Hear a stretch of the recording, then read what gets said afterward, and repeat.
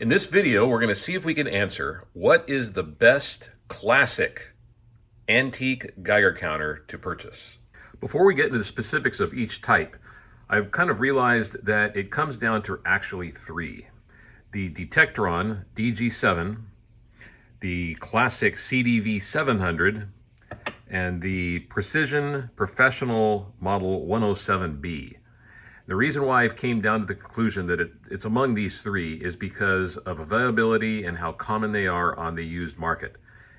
Any given time, you will find a DG7, a 107B, and especially the CDV700 for sale on eBay or other auction sites. So let's start with a CDV700. And it doesn't matter if we're going to talk about a Lionel type or a Victorine or any other type. Specifically, the yellow Civil Defense CDV700 contamination meters. Now, I will tell you there is one thing that's unique about this detector as opposed to the other two that are pictured, is the fact that this was a standalone detector that was specifically used or intended to be used for radiological contamination. It was not specifically intended for prospecting or uranium mining or anything of the uranium boom era in the mid-1950s. So when it came time for the government to contract with a manufacturer to build radiological detection equipment for Cold War type purposes, they went back to one of their original government contracted manufacturers, Victorine, among several others. And Victorine had early models like this Thiac, which was used in Oak Ridge, Hanford, Washington, Livermore Lab, a lot of government scholastic institutions and of the like. So you can definitely see the similarities, how the probes are mounted, where the range selector switches are, meter location. Everything is pretty much the same layout. So as a result, the design specifications, the engineering, the ease of function and replacing the batteries and so on and so forth were really well thought out and made when it came to manufacturing these detectors. So moving forward, the Victorine, Lionel, and other manufacturer type CDV 700s, and I will say the Lionel is still a very, very, very preferable version of the CDV 700, just because of its even greater engineering compared to the others, is the choice if you want to have both an operational antique Geiger counter, because the Geiger tubes are readily available. You can still get these things. I don't believe they're still manufactured, but they made so many of these things in the Cold War days that there's still a large surplus of the Geiger tubes in case you were to break one. And that's another point. The Geiger tubes contained within the CDV 700 are very strong. They are highly resistant to implosion, and you just won't see these things break very often. They are quite resilient. Their detecting abilities are decent. They're nothing to write home about, but they're also nothing bad either. They will definitely detect radiological contamination and let you know if there is betas and gammas, or even in some rare instances, alpha particle detection, but that's a whole nother story. Anyway, the other good thing about the CDV 700 series is they use common batteries. Unlike the others, which we're going to talk about soon, that use these high voltage B batteries, the CDV series typically only uses regular D-cell batteries. And that is it. And they still make these today. And a set of D-cell batteries, if you were to leave these things in for a long period of time, would still operate perfectly well 2 or 3 years out after installation.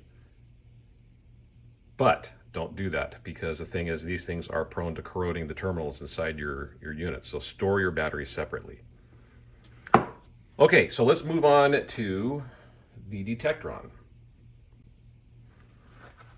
Well, as the old saying goes, beauty is in the eye of the beholder. But I think out of all the Geiger counters between the 1950s and early 1960s that were used for uranium prospecting, the Detectron DG-7 has got to take the cake. It is probably one of the best. I really like the design of this thing. This one has seen a little bit of wear, but what do you expect for a 70, 75-year-old detector? These things originally came out around 1952, and they were sold probably well into around 1960. There was some ownership change with Detectron around that time, so there was some variable design differences, but for the most part, they did remain pretty much the same. This unit, along with the next one that I'm going to talk about, are the two chief units that were purchased by your typical weekend warrior uranium prospector.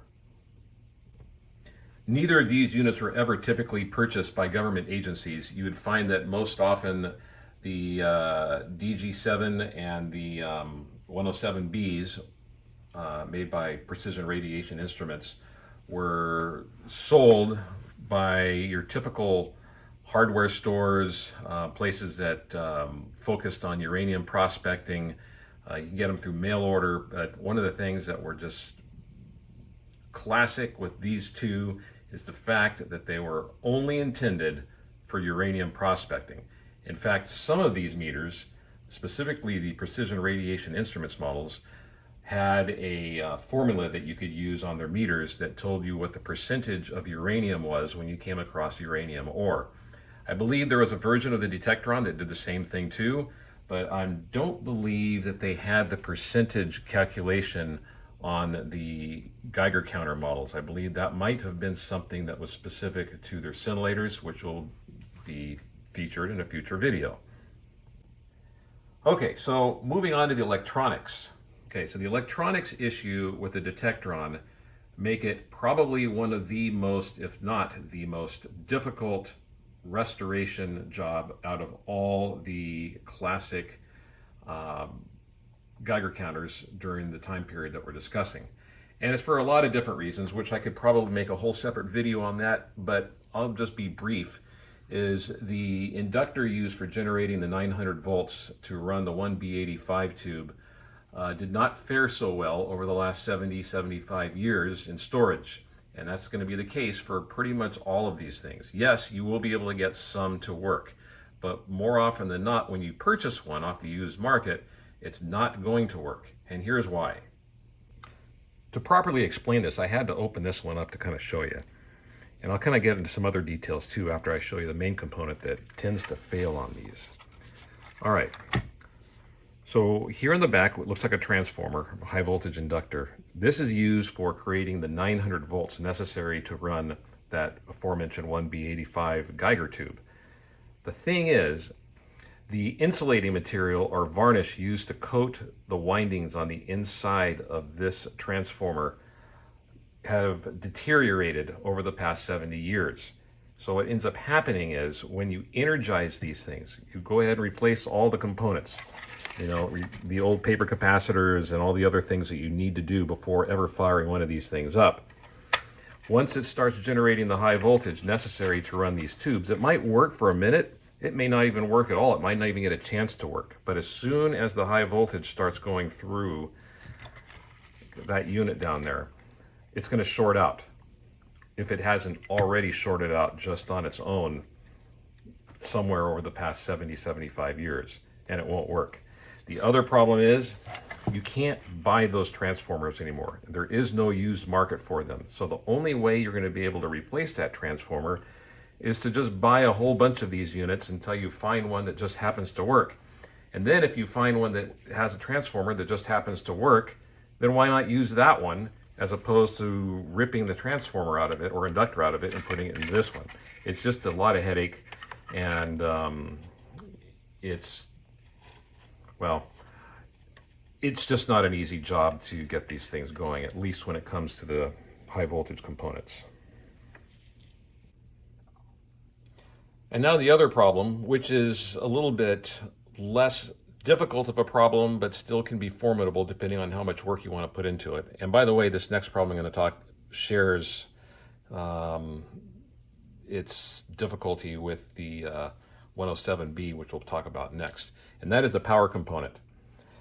These units require two 45-volt B batteries that fit in here like this. And then they also require two regular D batteries. One goes here and one goes here. And then it also uses a photo flash battery, which I can tell you right now, you would have probably never seen one of these things before. They're very, very uncommon unless you're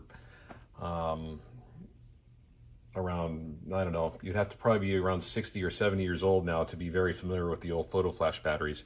They kind of look like a 9-volt, but instead of a 9-volt having the two connectors here on the end, it has one connector here and one connector here. And you have different types of these batteries. One's a little bit longer than this, they're a little bit thinner, but anyway, I'll show you where they go. They connect on the back side here, and they fit between these two probes here.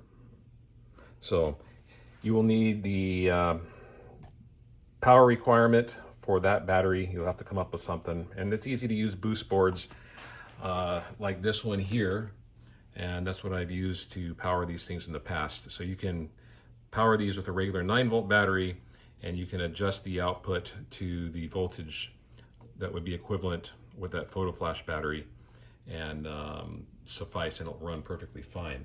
Again, that is providing your high voltage component works. So the next part we're going to talk about is the probe itself. Now, there's some good and bad about this, and we'll talk about the good. But let's open this thing up real quick so you can see what the 1B85 tube actually looks like. All right, so this is the famous 1B85 tube. And I have to tell you, this tube is on an order of probably 5 to 10 times more sensitive than the detection tube that you would find inside the CDV700. This is a phenomenally sensitive tube, and they actually have a bismuth version, which I believe is a 6306 tube. I might be mistaken on that. That came out in the probably around 1954, 1953, that is even more sensitive than this. It is really an excellent set of tubes. And I know I'm going to get long-winded on this, but they even made detectors that were used by uranium prospectors. I believe Detectron made them, and so did several others, where they had arrays of many of these 1B85s, or an array of 5 or 10 1B85s augmented by 5 or 6 bismuth tubes. They were really powerfully sensitive detectors. So the drawback of the 1B85 was their propensity to implode very easily. The wall thickness of these things are just a skosh above aluminum foil. There's no reinforcement ridges on these things at all to keep them from imploding, which, by the way, they later reintroduced after many people who bought these things were complaining about the fact that they would implode all the time. But kind of like a day late and a dollar short, those things didn't start getting rolled out from the assembly line until probably when the uranium boom was about nearing an end. But regardless, they implode. That's the problem with them. And I mean, some of them were known to implode just from slamming a car door closed, or the door of your house, or you're out there in the field prospecting, and then you'd accidentally drop your detector or bounce the probe into a tree or a rock, and these things would completely crush on their own. So it was not uncommon for your average uranium prospector, when he would hit the field, to have 2 or 3 extra 1B85 tubes in little protective tubes. So they would be not susceptible to any pressure differences, and they'd be ready to go in case they needed to replace them.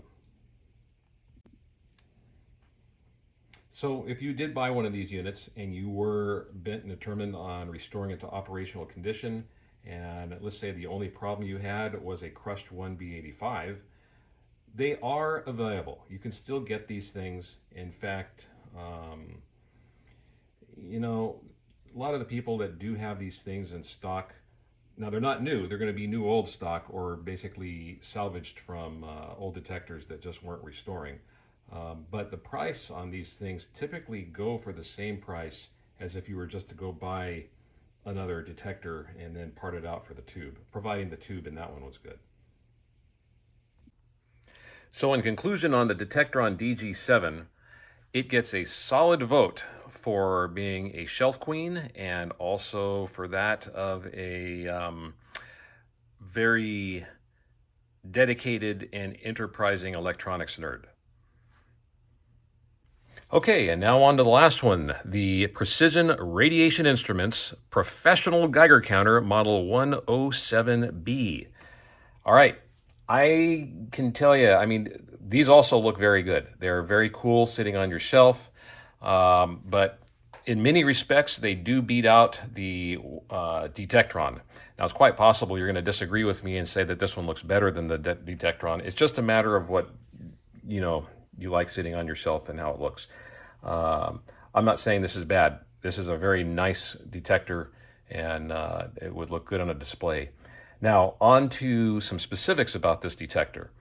It has much better engineering. The electronics are well put together. There don't seem to be any issue, especially with that high voltage inductor transformer unit.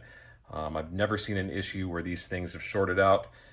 Never had to replace them. In fact, every single one of these units that I've bought, and I bought probably close to 10, the only thing I've ever had to do to get these things running is to replace some old paper capacitors and to build those little boost board batteries with the 9 volts to replace the oddball B batteries and that photo flash battery, which, by the way, just like the Detectron, as earlier stated, requires a few D batteries to run the filaments, requires a couple of 45 volt batteries. I think, some of these will use 45 volt batteries, but I believe there are others, I don't remember which, that might use the larger 67.5s. But regardless, there are boost boards to replace those as well, such as this one. And the boost boards they're so cheap. The other one is like a couple of dollars a piece, and this one here is maybe around, I don't know, $7 or $8. And they work absolutely perfect. There's no issue with getting these things running. You can even daisy chain a bunch of 9 volts together and do the same thing, but have fun getting all those 9 volts to fit inside the battery compartment for this. So it's much better just to use a boost board and a 9 volt, and then you're off and running. The other thing to point out is the probe. Okay, I really like the construction of this. It's well made. This one's obviously dusty, but they clean up quite nice. It looks like they're almost made out of stainless steel. It's not like cheap chrome or anything along those lines. The other thing that they do have, and I don't remember the model number, but they do contain a high-quality Raytheon Geiger tube.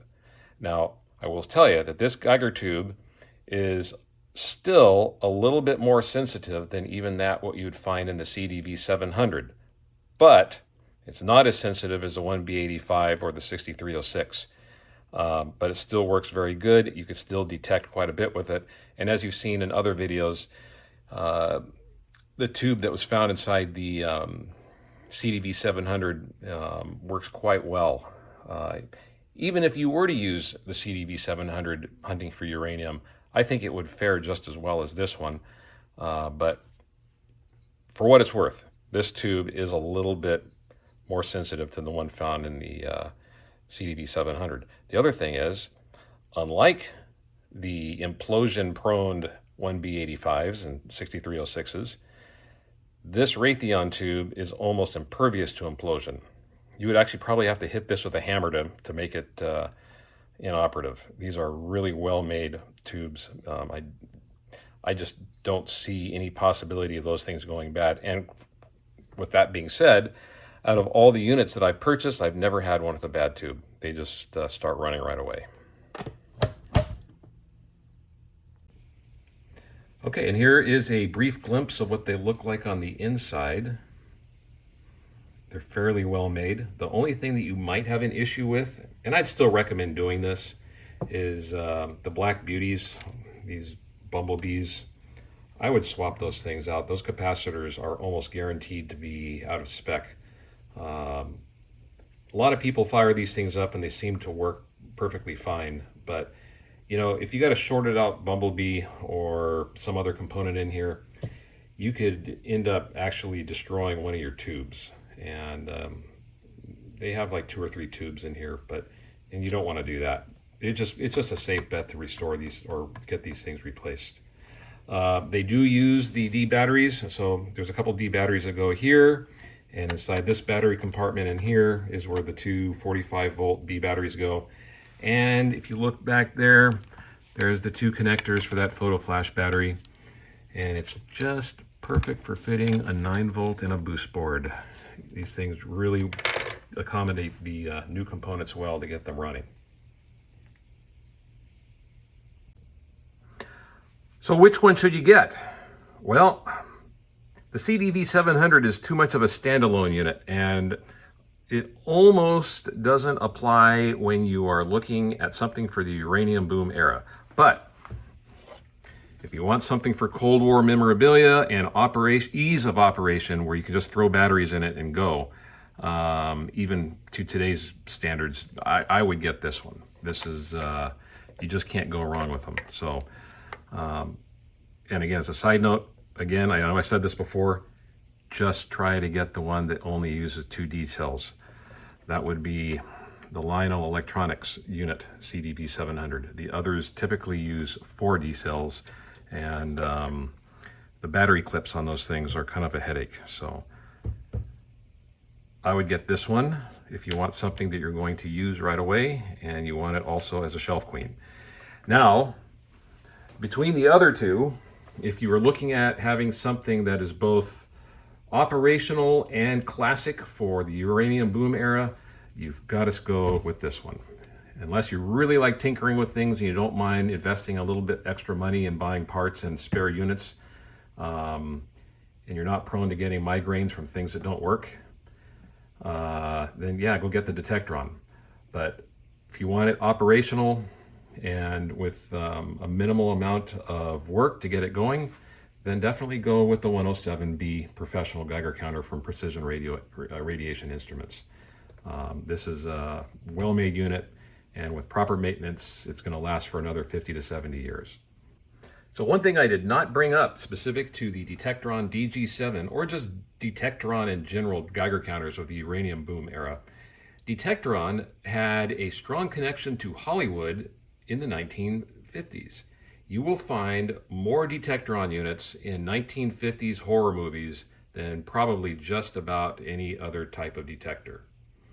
And so that makes it a very special collectible, especially if you're into prop collecting from old movies. And with that being said, the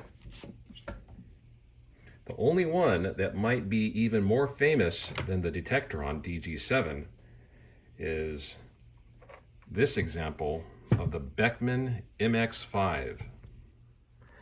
And this one has been in some exceptionally famous Hollywood productions in the 1950s.